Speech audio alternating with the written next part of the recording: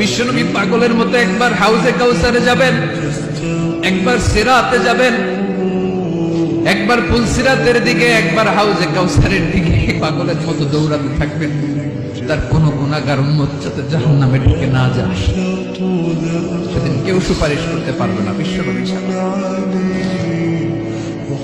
এজন্য ৫ নম্বর আল্লাহ বললেন, মান যাল্লাযী ইয়াশফাউ ইনদাহু ইল্লা বিইযনিহি। কার সাহস আছে, কার এত বড় বুকের পাটা কিয়ামতের কঠিন দিন আল্লাহর সামনে দাঁড়িয়ে সুপারিশ করবে? কার ক্ষমতা? কারো ক্ষমতা নাই। বিশ্বনবী সিজদায় পড়ে উম্মতের জন্য কাঁদবে, সবাই কাঁদবে, নফসি নফসি, আল্লাহ আমারে বাঁচাও, আল্লাহ আমারে বাঁচাও। বিশ্বনবী বলবেন, উম্মতি উম্মতি।